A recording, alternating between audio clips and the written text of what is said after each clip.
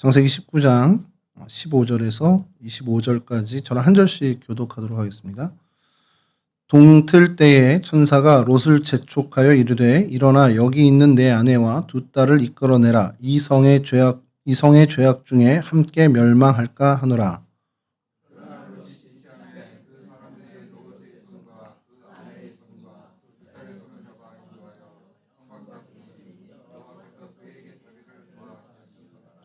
그 사람들이 그들을 밖으로 이끌어낸 후에 이르되 도망하여 생명을 보존하라. 돌아보거나 들에 머물지 말고 산으로 도망하여 멸망함을 면하라. 주의 종이 주께 은혜를 입었고 주께서 큰 인자를 내게 베푸사 내 생명을 구원하시오나 내가 도망하여 산에까지 갈 수 없나이다. 두렵건대 재앙을 만나 죽을까 하나이다.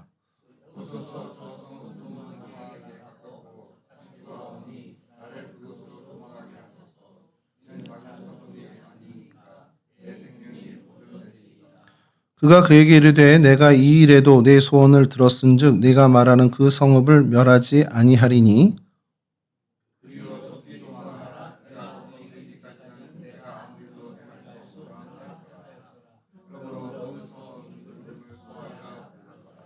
롯이 소알에 들어갈 때에 해가 돋았더라.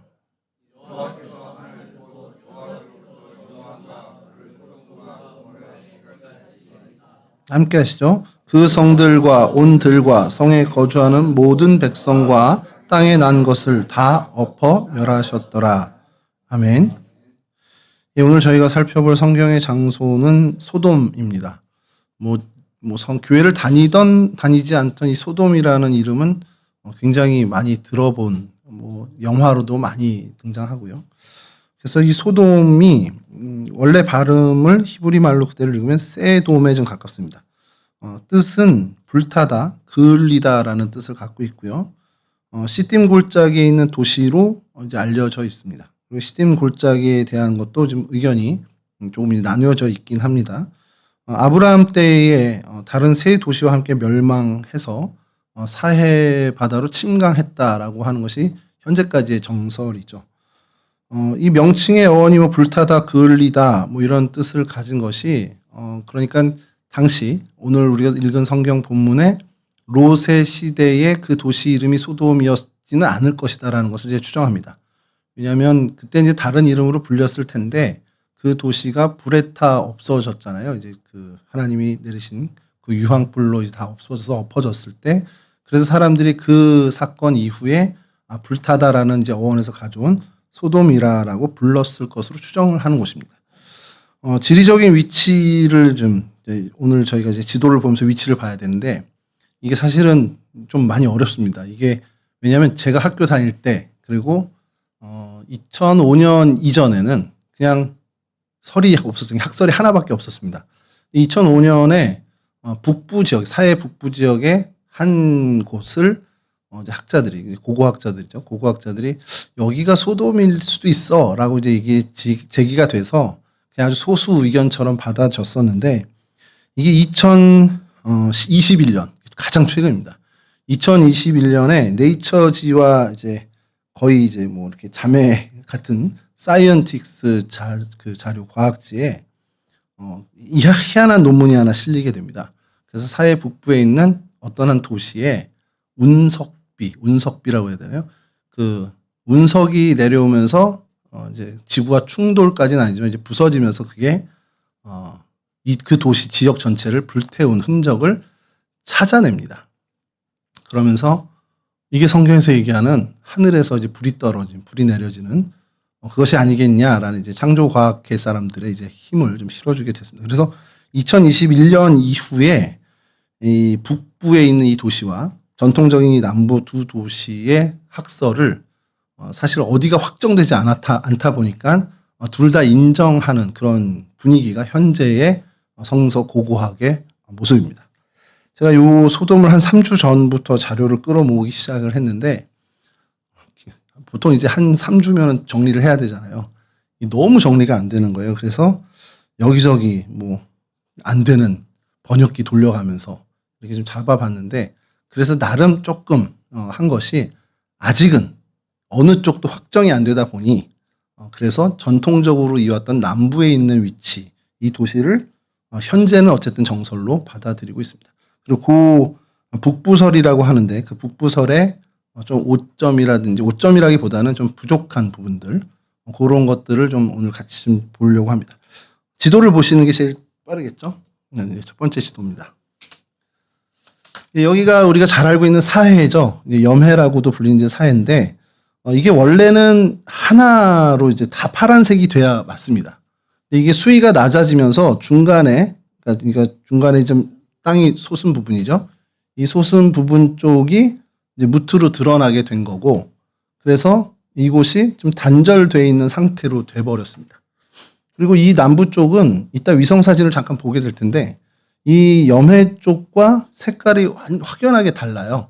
뭐 녹색, 짙은 녹색이 있기도 하고 아예 검은색이 있기도 한데 그것은 일부러 이제 증발지라고 해서 이제 계속 물을 가둬놓고 구획을 나눠서 가둬놓고 이 물을 계속 증발시킵니다. 그래서 거기서 온갖 천연 자원을 뭐 염분뿐만 아니라 마그네슘이나 여러 천연 자원들을 이제 여기서 추출해내는 산업이 이 요르단의 굉장히 중요한 산업 중에 하나가 됐습니다. 그래서 이제 좀 본론으로 돌아와서 북부에 있는 이름도 쉽지 않습니다. 이 텔 엘 함맘이라는 곳이 있고요.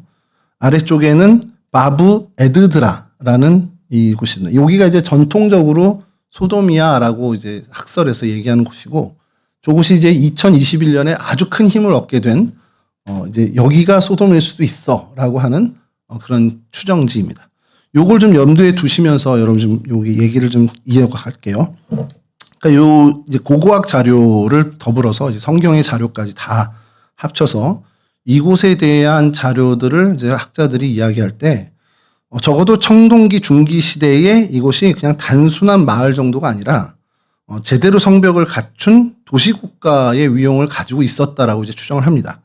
그리고 그 도시 이제 소돔뿐만 아니라 고모라와 아드마, 스보임, 소알인데 이건 뭐 벨라라고도 칭하긴 하는데 이 평야 지대의 5개 도시가 이런 어떤 천혜 자원을 가진 그래서 많이 부강한 그런 도시 국가로 이제 인정이 되고, 그래서 이들이 연합체로 그러니까 도시 국가들이 연합을 해서 어떤 경제적인 군사적인 그 일들을 같이 행했다라는 기록들을 이제 찾게 됐습니다. 뭐 성경에도 정확히 얘기 나오죠. 연합해서 전쟁이 나는 기사도 아브라함이 쫓아가는 얘기도 나오고요. 근데 이곳이 어느 정도였냐면 창세기 13장 10절 좀 잠깐 띄워주시면, 예, 여기를 이 소돔 지역을 평가한 어떤 모습이다라고 평가한 최초의 기록이 이 부분입니다. 여호와께서 소돔과 고모라를 멸하시기 전이었으므로 여호와의 동산 같고 애굽 땅과 같았더라. 당시의 애굽은 이제 뭐 4대 문명지처럼 굉장히 이제 발전된 국가였고요. 그리고 여호와의 동산처럼 풍요로운 곳, 그러니까 외형적으로도 이 소돔 이 일대가 굉장히 풍요로운 땅으로 비춰지던 그런 모습을 갖고 있었다는 겁니다. 풍부한 자원이 있었다는 것이죠. 그런데 이제 고고학 연구에 의하면 이 번성하던 도시들이 청동기 중기 시대의 한 시점에 흔적도 없이 이제 사라지게 되는 그런 이제 고고학적인 유물들이 등장을 하게 됩니다. 근데 그 파괴된 이유가 거의 녹아 없어지는 고온에 의해서 이렇게 좀 석층이라고 하나 뭐 그렇게 얘기를 하더라고요. 그렇게 없어진 그런 어떤 흔적들을 발견하게 돼서 성경의 이 기사를 좀 힘있게 받쳐주게 된다라는 거죠. 그래서 이제 요걸 좀 아까 말씀드렸던 테렐 함맘 북부와 또 남부 요곳을 이제 조금 더 사진을 보면서 좀 말씀을 드릴 텐데, 그럼 이 성경의 소돔은 어떤 얘기를 하는지, 소돔이 등장하는 얘기를 좀 하면 주로 창세기에 다 몰려 있습니다. 소돔에 대한 이야기는. 그리고 에스겔에 가서 소돔이 한 번 더 언급이 돼요. 그래서 그런 부분을 좀 살펴보면, 먼저는 창세기 13장 10절에 롯이 이곳을 선택하는 기사가 나죠. 이에 롯이 요 앞부분입니다. 예. 이에 롯이 눈을 들어 요단 지역을 바라본즉 소알까지 온 땅에 물이 넉넉하니 여호와께서 소돔과 고모라를 멸하기 전이므로 여호와의 동산 같고 애굽 땅과 같았더라. 그러니까 이 소돔에 관련된 사건은 아브라함과 롯이 갈라질 때 롯이 이 땅을 택했다, 이쪽 땅을 택했다라는 게 처음 이제 등장을 하고요. 창세기 14장에 가서 시딤 골짜기를 중심으로 해서 4개국 연합과 또 5개국 연합 사이에 전쟁이 일어납니다. 그리고 이제 이 5개국 연합, 소돔이 속한 5개국 연합이 패하면서 롯이 포로로 끌려가죠. 그리고 아브라함이 집에서 기른 300명의 용사를 데리고 가서 구출을 시킵니다. 그 기사가 창세기 14장에 나오는데 14장 11절에서 12절만 먼저 좀 읽어드리면 네 명의 왕이 소돔과 고모라의 모든 재물과 양식을 빼앗아 가고 소돔에 거주하는 아브라함의 조카로 또 사로잡고 그 재물까지 노략하여 갔더라. 그리고 나서 이어지는 창세기 14장 14절과 16절을 보면요. 아브라함이 그의 조카가 잡혔음을 듣고 집에서 길리고 훈련된 자 318명을 거느리고 단까지 쫓아가서 16절 모든 빼앗겼던 재물과 자기의 조카 롯과 그의 재물과 또 부녀와 친척을 다 찾아왔더라. 이게 이제 소돔과 관련된 성경에 나타난 두 번째 사건입니다. 그리고 이제 우리가 잘 알고 있는 창세기 18장에 아브라함의 중보 기도가 나오죠. 요건 좀 읽어만 드리겠습니다. 창세기 18장 20절에서 22절 그리고 32절 이렇게만 읽어드릴 텐데 여호와께서 또 이르시되 소돔과 고모라에 대한 부르짖음이 크고 그 죄악이 심히 무거우니 내가 이제 내려가서 그 모든 행한 것이 과연 내게 들린 부르짖음과 같은지 그렇지 않은지 내가 보고 알려 하노라. 그 사람들이 거기서 떠나 소돔으로 향하여 가고 아브라함은 여호와 앞에 그대로 섰더니 이제 이게 이제 소돔을 향해 가는 두 천사의 얘기가 끝나고 아브라함이 이제 거기 서서 이제 하나님과 계속해서 우리 표현으로 하면 딜을 하는 거죠. 그래서 32절입니다. 아브라함이 또 이르되 주는 노하지 마옵소서 내가 이번만 더 아뢰리이다. 계속 얘기했죠. 50명 뭐 이렇게 40명, 45명, 30명 이렇게 얘기하다가 거기서 10명을 찾으면 어찌하려 하시나이까 이르되 내가 10명으로 말미암아 멸하지 아니하리라. 그래서 10명까지 확보를 해놓은 겁니다. 그 기사가 이 소돔과 관련된 성경의 기사입니다. 그리고 오늘 읽은 본문이 포함된 창세기 19장 24절에서 25절을 좀 읽어드리면 여호와께서 하늘 곧 여호와께로부터 유황과 불을 소돔과 고모라에 비같이 내리사 그 성들과 온 들과 성에 거주하는 모든 백성과 땅에 난 것을 다 엎어 멸하셨더라. 이제 소돔에 멸망하는 기사. 이게 사실은 가장 잘 알려진 기사죠. 소돔이 하늘에서 내리는 유황과 불로 멸망했다라는 것을 우리가 이제 보는 그 사건입니다. 여기까지가 창세기에 나타난 소돔에 대한 성경의 언급이고요. 그리고 이제 에스겔 16장 49절에 소돔에 대해서 또 언급이 하나 나옵니다. 내 아우 소돔의 죄악은 이러하니 그와 그의 딸들에게 교만함과 음식물의 풍족함과 태평함이 있으며 또 그가 가난하고 궁핍한 자를 도와주지 아니하며.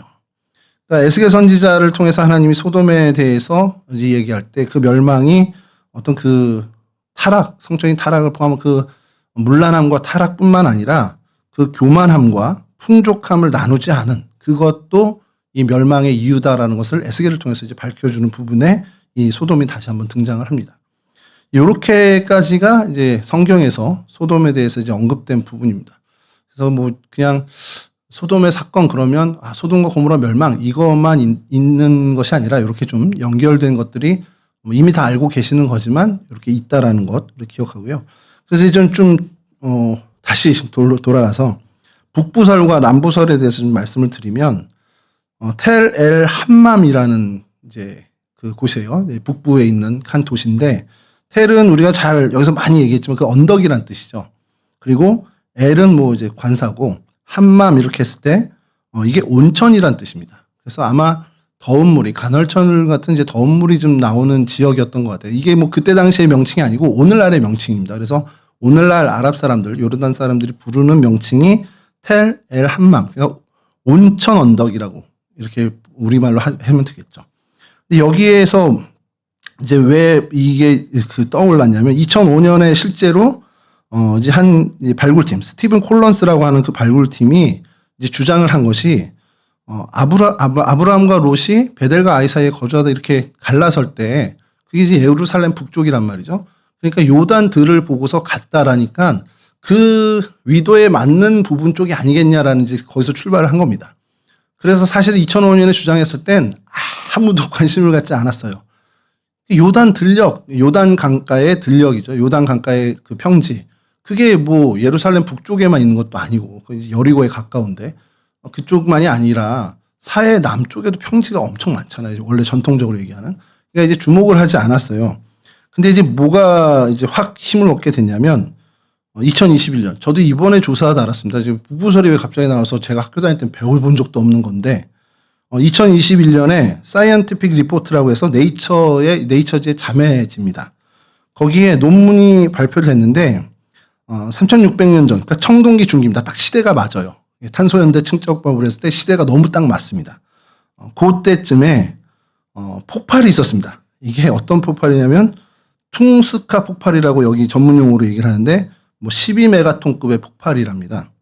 이게 뭐냐면 우주 천체, 운석이죠. 운석이 지구에 떨어지면서 공중 폭발을 한 거예요. 그러니까 그게 유황비처럼 내릴 수밖에 없는 거죠. 성경에 표현한 그러니까 이제 불덩이가 하늘에서 불타는 돌이 하늘에서 계속 떨어지는 그러니까 그런 정도. 근데 이게 12메가톤 폭발력이면 뭐 엄청난 거라는 겁니다. 거의 2000도시까지 올라가는 그런 어떤 그러니까 도시에 있는 어떤 시설물들이 나만 알 수가 없죠. 다 고온에 녹아버리고 실제로 그쪽에서 유적이 발견된 것이 충격 석영이라고 하는 유리로 된 것처럼 이제 녹아내리고 그것이 굳어버리는 어떤 그런 흔적들이 발견이 됩니다. 그래서 성경 이제 창세기 19장에 묘사된 하늘에서 유황불이 비같이 내렸다는 것을 충분히 설명해 줄 수 있는 과학적인 걸로 힘을 실게 돼요. 그래서 2021년 이후에 이곳이 이제 무시했던 그 가설이 그래도 좀 이제 힘을 얻는 학설이 되는 상황이 됐습니다. 그래서 그곳이 어떤 곳이냐 사진을 다음 사진 보여주시면 이런 동네입니다. 그러니까 제가요, 왜 여기 유적이 없고 아무것도 없어? 이 생각을 했거든요. 근데 가만히 성경의 내용이 맞다면 당연히 없는 게 맞죠. 다 하나님이 멸망을 시켰으니까 없는 게 맞죠. 그래서 이 고고학팀이 다음 사진 보여주시면 이런 데 이제 시작을 한 겁니다. 이런 데서 이제 2021년 이후에 또 시작을 한 거죠. 그래서 다음 사진 보여주시면 이거 이제 작품 사진처럼 해놨는데 청동기 중기 시대의 흔적들을 이제 유적들을 찾아냈어요.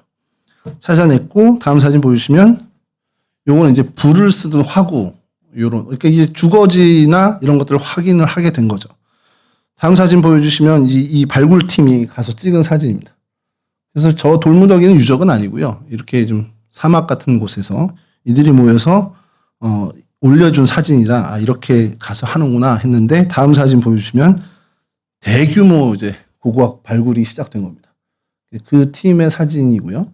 그래서 엄청난 큰 유적지가 발견이 돼요. 그래서 그 완성이라기보다 이제 그 제일 큰 유적지가 다음 사진 보여주시면 이렇게 등장을 합니다. 그러니까 땅 속에 파묻혀 있던 것을 이제 발견한 겁니다. 그리고 이게 청동기 중기 시절 것인 게 확인이 됐습니다. 그러니까 적어도 이 지역이 소돔일지 아닐지 모르지만 그 청동기 중기 시절에 도시 문화가 있었다라는 것은 확인이 됐습니다.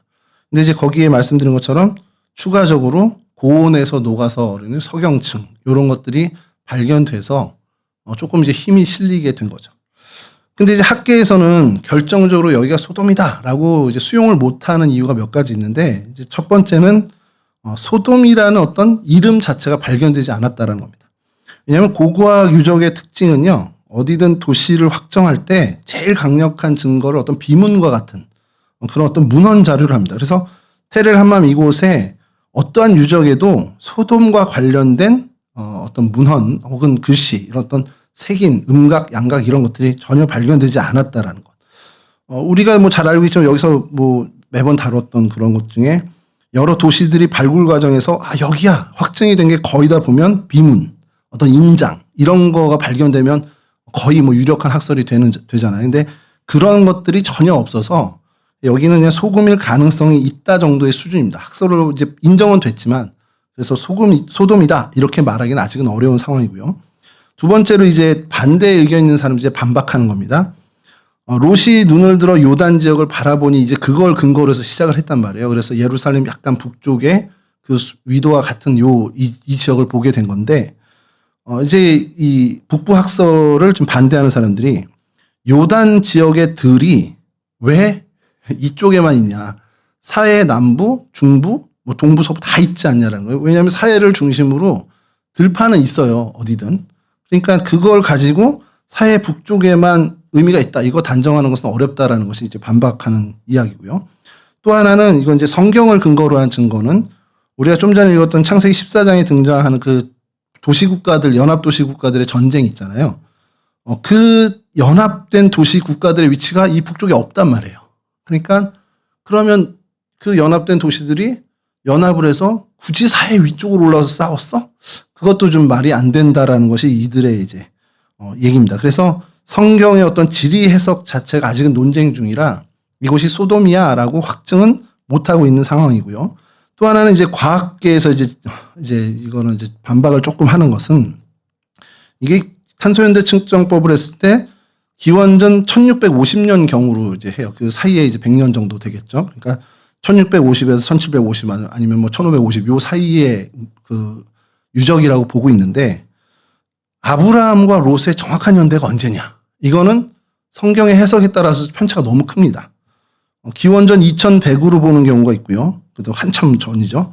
혹은 또 2000년 정도로, 기원전 2000년 정도로 보는 게 이제 사실은 이게 성경의 가장 이제 정설인데 기원전 2000년 정도로 보고 조금 늦게 보면 100년 정도에서 1900년으로 보기도 하거든요. 그렇게 되면 기존의 성경의 학설과는 한 200~300년의 차이가 있다라는 것. 그런 것들에 대해서 조금 아직은 부족하다. 그래서 이 텔 함맘의 파괴 시기와 아브라함 시대가 사실은 좀 엇갈린다라는 것이 이 반대편 의견의 어떻게 보면 반박입니다. 그리고 하늘에서 불이 내려왔다라는 거, 이거를 운석의 공중 폭발은 분명히 이제 과학적으로 증명이 됐습니다. 그래서 굉장히 성경의 표현과 제일 유사할 수 있는데 하늘에서 불이 떨어지는 것이 운석의 공중 폭발 말고도 다른 여러 현상을 가지고 그렇게 표현할 수 있습니다. 이게 가장 대표적인 게 화산이죠. 화산이 분출되는 그 표현을 하늘에서 불이 떨어진다라는 표현을 할 수 있는 거죠. 물론 이 지역에 화산이 있는 건 아니지만 그렇게 있고 또 뭐 전쟁이나 다른 화재로도 그 석영층은 생성될 수 있다라는 게 이제 과학계의 반론입니다. 그러니까 이게 결정적인 증거는 아니라 설명은 충분히 될 수 있지만 여기가 소돔이야라고 결정적으로 증거할 수 있는 것은 아니다라는 것이 이 이제 반대편 사실 남부설을 지지하는 학자들의 이 얘기죠. 그러니까 정리를 해주면 창세기 13장의 요단들과도 잘 맞는 것 같기도 하고 또 당시 이 지역이 굉장히 큰 도시 유적들이 발견된 것도 그렇고 또 갑작스러운 대재앙으로 흔적도 없이 사라지는 것 같은 도시 이런 것들이 소돔과는 되게 잘 맞는 것 같은데 약점이죠. 소돔이란 이름이 전혀 발견되지 않았다는 것 그리고 성경의 지리와 완벽하게 일치해 이렇게 하지 못하는 것 그리고 연대 문제에 약간의 논쟁이 있는 것도 그렇고 운성 폭발만 가지고 소돔이다라고 연기하기 어렵다라는 것들. 그리고 이제 무엇보다도 성경에 등장하는 이 5 성읍 그리고 그 4 성읍 연합 이 도시와 너무 동떨어지는 거리다라는 것이 이제 요 학설이 약간 약점을 갖고 있는 부분입니다. 그러니까 뭐 이런 것들에 대해서 조금 더 고고학적으로 발견이 된다면 뭐 언제고 다시 또 이곳이 소돔이다 확정이 될 수도 있겠죠. 안 될 수도 있고요. 현재는 이런 상황입니다. 그래서 다시 지도를 좀 보여주시면 여기가 이제 텔 함맘이고 여기가 이 예루살렘 북쪽에 베델과 단 사이에서 이렇게 가는 거고요.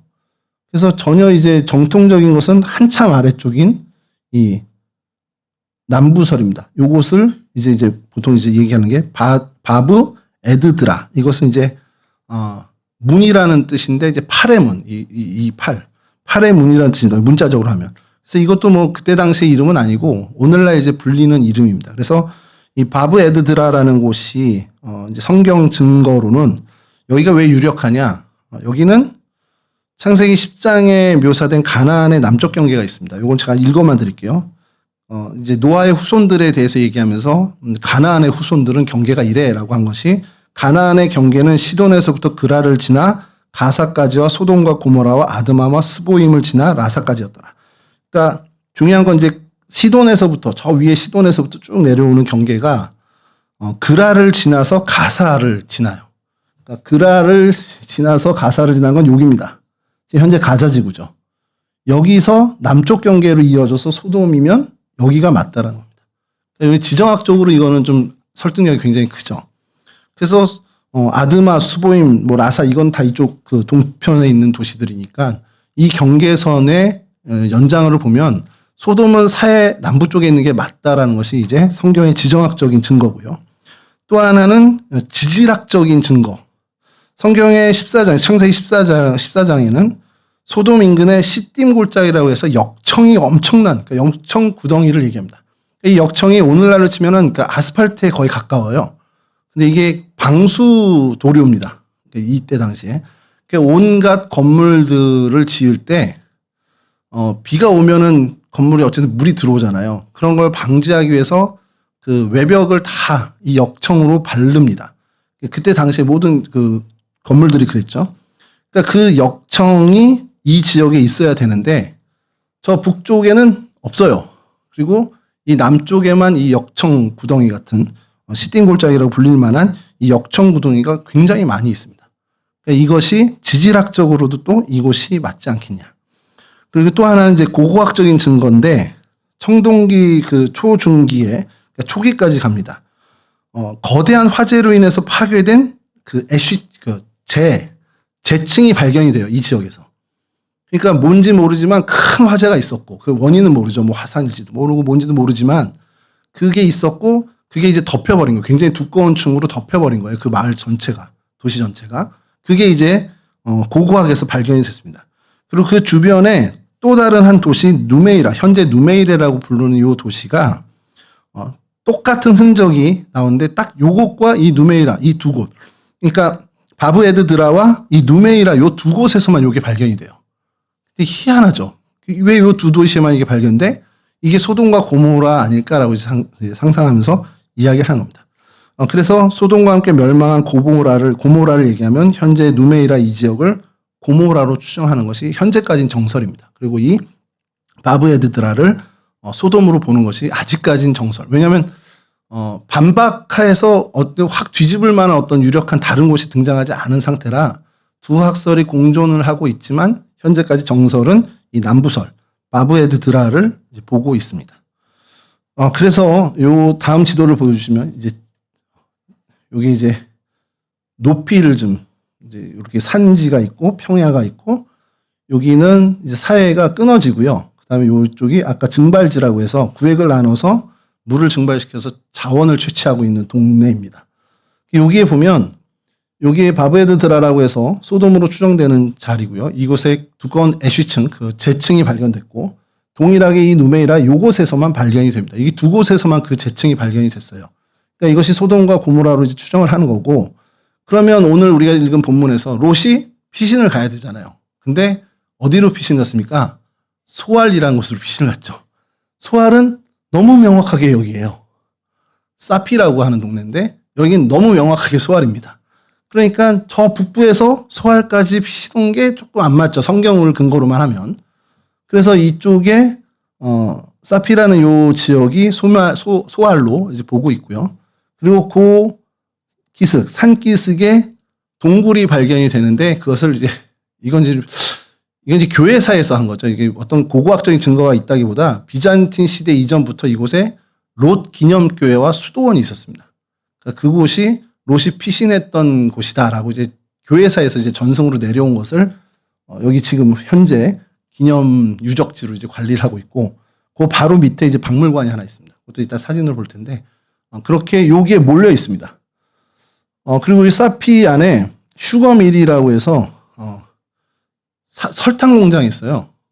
근데 이것도 좀 이따 말씀드리는데 굉장히 유서가 깊은 그런 설탕 공장이 있습니다. 그리고 이제 그 건너편에 사해 건너편에 마운틴 소돔이라고 하는 느닷없이 소돔산이라는 명칭을 가진 산이 있습니다. 그래서 이곳도 잠깐 좀 보도록 하겠습니다.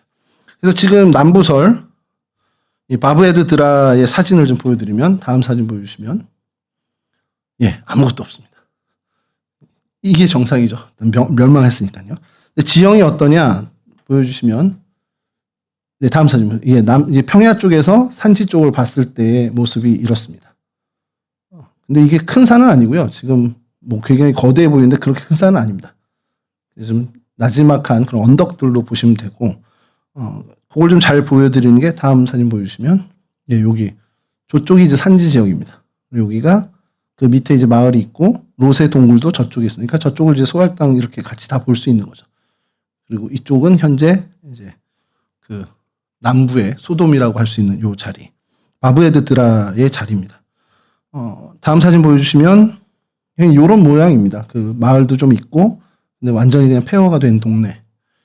그러니까 뭐 사실 이곳에서는 어떤 사진이나 유적 자료나 뭐 두꺼운 애쉬층 정도밖에 발견할 수밖에 없고요. 그래서 다음 지도를 보여주시면 여기가 이제 그 누메이라랑 이쪽에서 소돔과 고모라는 어쨌든 학설이고 확정은 안 된 상태인데, 이 소알이라는 곳은 좀 확정이 돼서요. 이 소알이라는 곳이 어떤지 좀 보여드리겠습니다. 그래서 다음 사진 보여주시면, 예, 이게 구글 어스에서 본 겁니다. 그래서 이쪽이 산지고 여기가 사해입니다.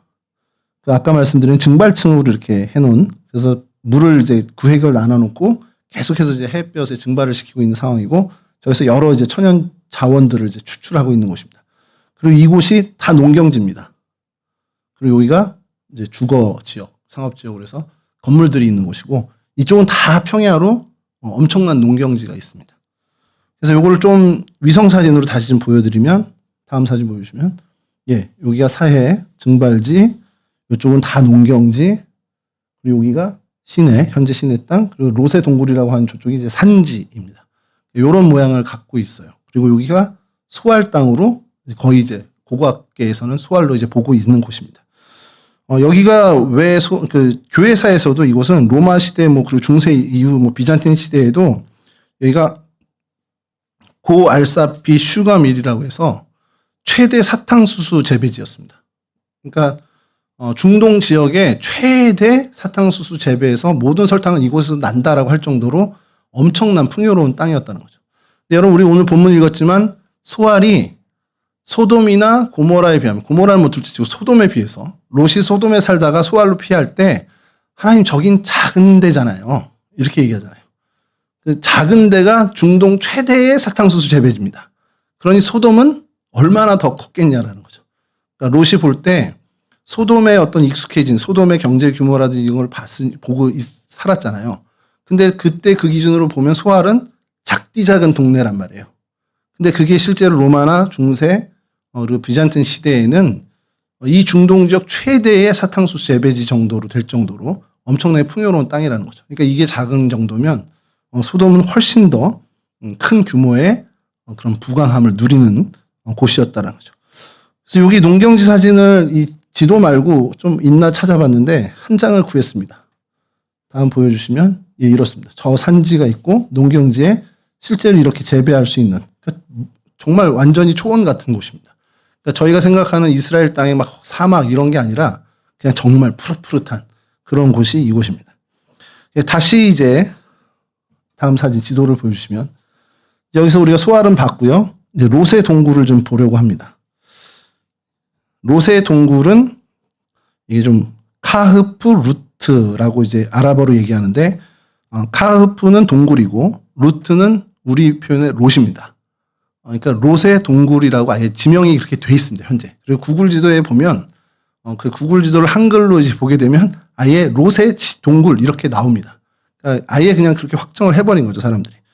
근데 우리가 말씀드리지만 롯이 진짜 여기로 피했냐? 그건 알 수 없습니다. 근데 소알 땅에서 가장 가까운 곳에 큰 동굴들이 있고 그 중에 이곳이 가장 유력하다라고 이제 학계에서 얘기를 하는 거죠.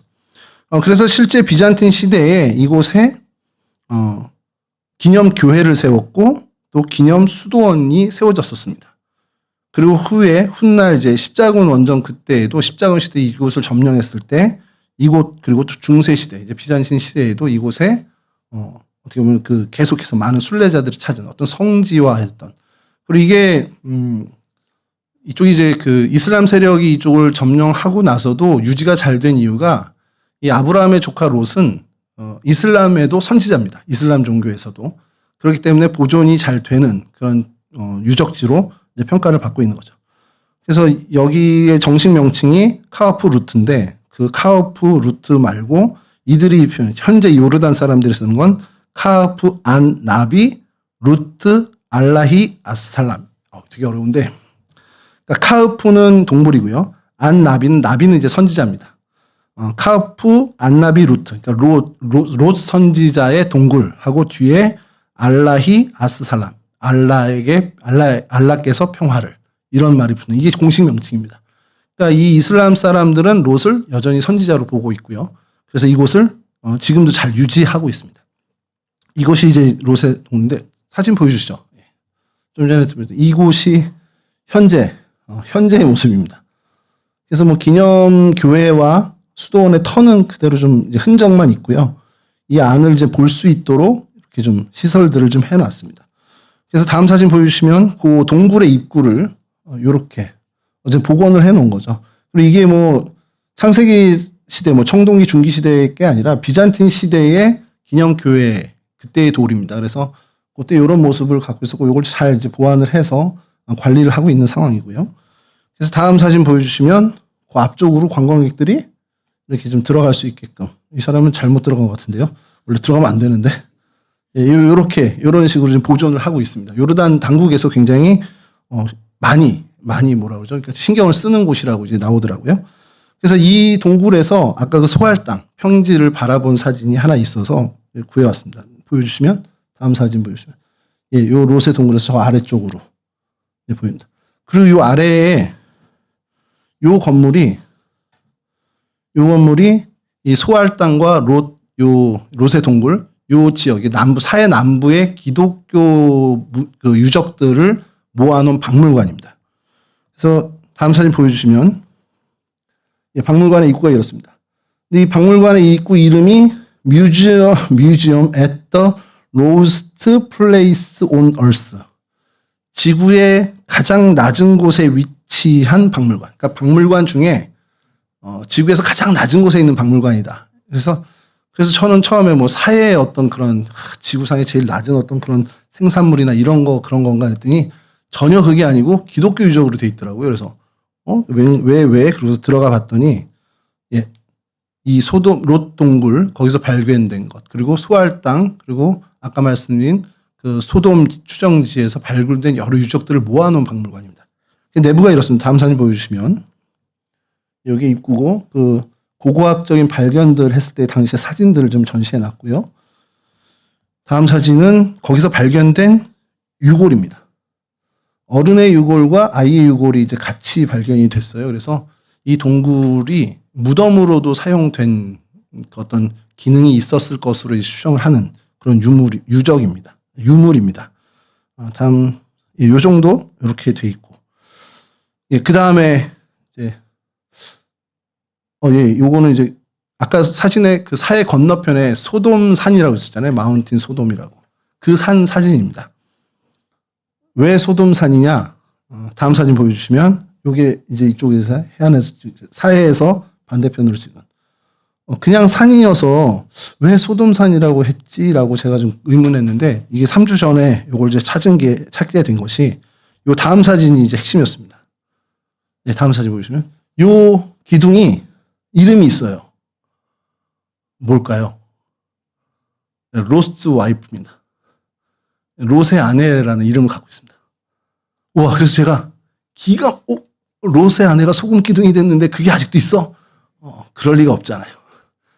그냥 이 암염이 다음 사진 보시면 명확한데요. 다음 사진을 먼저 좀 보여드리겠습니다. 이 산이 이렇습니다. 소금입니다. 소금.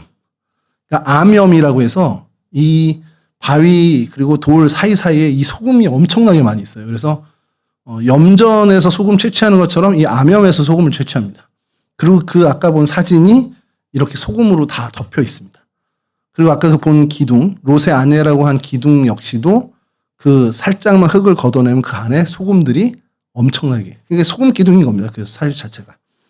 근데 왜 이름을 롯의 아내로 지었냐? 소돔 인근에 있고, 그래서 성경의 내용들을 아니까 이 순례자들이 그냥 그 사건을 기리고 기념하기 위해서 이런 소금 기둥들, 그러니까 사람 형태가 아니어도 소금 기둥들이 있으면 그냥 롯의 아내 이렇게 불렸던 것이 오늘날까지도 그냥 이름이 돼버린 거예요. 그래서 당시 뭐 롯 시대의 롯의 아내가 뭐 소금 기둥이 돼서 지금까지 있다. 뭐 이거는 허무맹랑한 얘기고요. 그냥 그 이름을 차용해 와서 이렇게 소금 기둥이 되는 암염의 소금 기둥으로 이제 이 풍화작용으로 어떤 기둥 모양이 생기니까 그런 것들은 그냥 다 롯의 아내라고 이제 칭하게 됐다라는 겁니다. 여기까지가 오늘 요 소돔에 대한 이야기인데 이 소돔에 대한 여러 자료를 보면서 그냥 드는 생각이 그냥 이곳에서 있었던 사건은 그냥 오늘 우리 사건이죠. 소돔과 고모라가 멸망될 때 롯이 그 가족과 함께 피난을 하게 된. 근데 제가 한 그 성경 구절에 좀 꽂히게 됐습니다. 창세기 19장 16절입니다. 그 앞부분인데요. 창세기 19장 16절. 지금 절체절명의 위기 순간이잖아요. 천사들이 와서 롯에게 야 여기 멸망할 거니까 빨리 피해야 돼. 그 정도로 하나님의 사람이라는 걸 이제 인지했고 이들이 멸망을 피해서 나가라고 하는데 롯의 반응은 이렇습니다. 롯이 지체하며 그러니까 머뭇거리고 있었다는 거예요. 지금 당장 죽게 생겼고 곧 멸망할 텐데 롯은 왜 그런 어떤 이야기를 제대로 받아들이지 못하고 주저주저 했을까라는 거예요.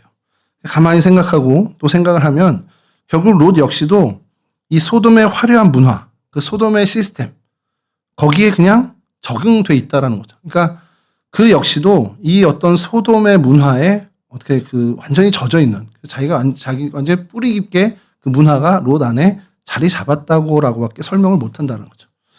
뭐 당시에 아까 말씀드린 것처럼 그 질 좋은 역청 때문에 이곳은 굉장히 큰 부를 누렸던 도시입니다. 그리고 그곳에서 이 롯도 많은 재물을 쌓아 올렸겠죠. 아브라함이 가서 탈취해 올 정도로 그리고 그 네 연합의 왕이 이 롯을 잡아갈 정도로 어쨌든 유력했던 사람일 수 있습니다. 근데 그 자기가 평생 쌓아 올린 그 지위, 재산을 하루아침에 포기해야 된다. 그러니까 이 롯은 주저했고 지체할 수밖에 없었어. 어떤 그 머뭇거리는 그런 모습을 보이지 않았나라는 거예요. 그리고 이후에 천사들이 이 지체하는 롯의 손을 강제로 잡아 끌어서 그 가족들을 끌어내서 이제 피하게 합니다. 뭐 하나님의 어떤 강권하심의 어떤 모습을 보여주는데 여하튼 이렇게 성을 빠진 롯에게 하나님이 산으로 너 살려거든 산으로 가라. 그러니까 산으로 도망하라고 명확하게 말씀해 주셨어요. 근데 여기에서 또 롯은 이렇게 반응합니다. 먼저 말씀드리면 창세기 19장 17절 하나님의 말씀입니다. 돌아보거나 들에 머물지 말고 산으로 도망하여 멸망함을 면하라. 이게 하나님의 절대적인 명령이었어요. 근데 롯은 어떻게 됐습니까? 저희가 오늘 읽었지만 산으로 가기보다는 하나님, 이 소알이 그래도 작은데 여기 있으면 안 될까요? 라고 소알에 대한 하나님께 어떻게 보면 타협을 이제 하게 되죠. 하나님의 명령을 들은 후에도 여전히 그는 세상의 도시, 그런 어떤 풍요에 미련을 버리지 못한 모습을 보여주고 있다는 겁니다. 하나님의 완전한 보호하심이 머무는 그 산, 그것을 신뢰하기보다는 내 눈에 그래도 조금은 비옥해 보이고, 내 눈에 조금 그래도 괜찮아 보이는, 어떻게 보면 약간 양다리를 걸치려고 하는 그런 약간의 얄팍한 마음을 가지고 있었다는 것이죠. 근데 이거는 우리가 생각해 봐야 할 것이, 분명한 것은 온전한 순종은 아니라는 거죠. 내 편의와 내 계산을 두들겨 본 어떻게 보면 타협된 순종이었습니다. 그러니까 롯이 하나님의 말씀에 순종해서 산으로 갔으면 참 좋은데 그러지 못하고 타협된 순종으로 소알 땅을 가게 됐다는 거죠. 근데 이 모습이 오늘을 살아가는 이 땅의 그리스도인들, 저를 포함한 이 땅의 그리스도인들의 모습이 아닐까라는 생각이 좀 든 거예요. 하나님이 우리에게 정말 온전한 순종, 온전한 헌신을 원하실 때가 있는데 우리는 자꾸 그게 좀 힘겹고 버겁다 보니까 자꾸 하나님 앞에 타협을 합니다. 하나님 저기 소알 정도까지만 제가 헌신하면 안 될까요? 그러면서 약간 적당한 선을 하나님 앞에 자꾸 긋고 있는 것은 아닌가. 그런 모습이 오늘날 한국 교회 저를 포함한 우리 그리스도인들의 모습이 아닌가라는 생각을 좀 해보게 됐습니다. 결국에 소돔과 고모라는 유황불이 하늘에서 내려서 완전히 멸망하게 되죠.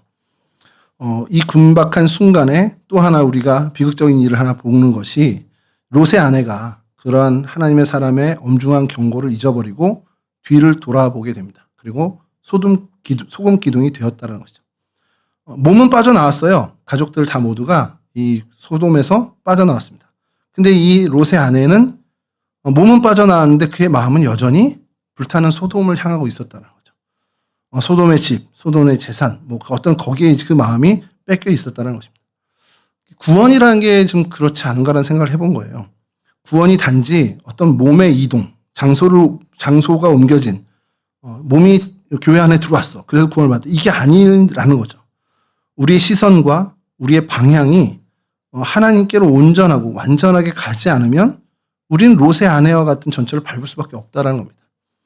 그러니까 우리가 구원 그러면 나 이제 세례 받았어. 교회 등록했어.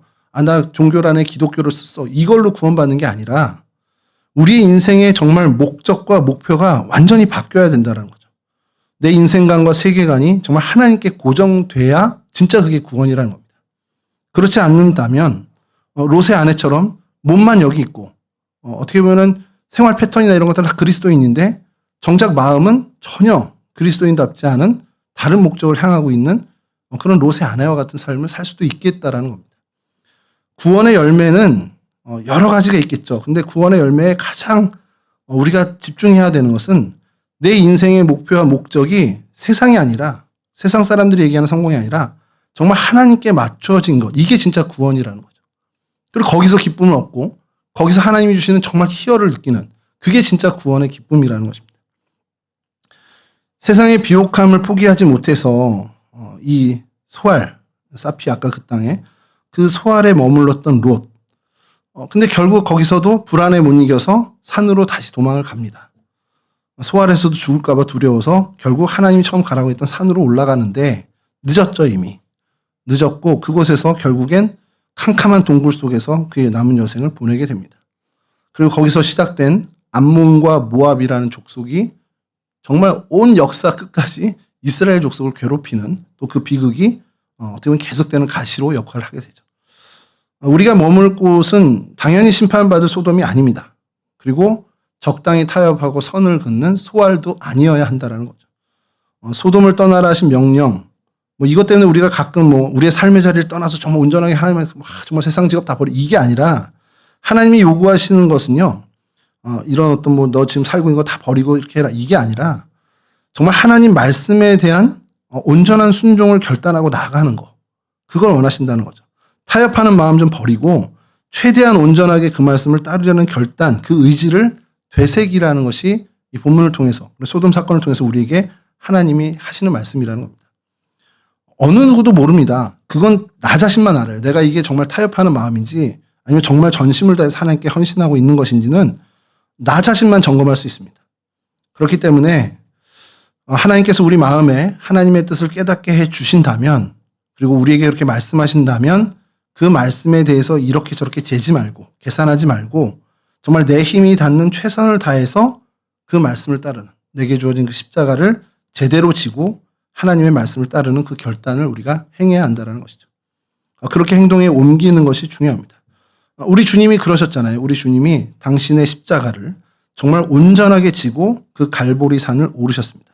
우리는 그리스도를 닮고 그리스도를 다 따르는 사람들이죠. 우리 역시도 우리의 십자가를 온전하게 지고 우리가 걸어가야 할 우리의 갈보리 산은 어딘지 모릅니다만 그곳을 향해서 예수님의 그 묵묵하신 걸음처럼 우리도 묵직하게 그 순례의 길을 걸어가야 한다는 것이죠. 바라기는 오늘도 그리고 우리의 삶 속에서 타협 없이 주님이 명령하신 이 정말 순례자의 길, 십자가의 길을 묵묵히 걸어가는 우리 동성애 온 식구들이 다 되었으면 좋겠습니다. 이와 같은 은혜의 주인공들이 되시기를 주님의 이름으로 축원합니다.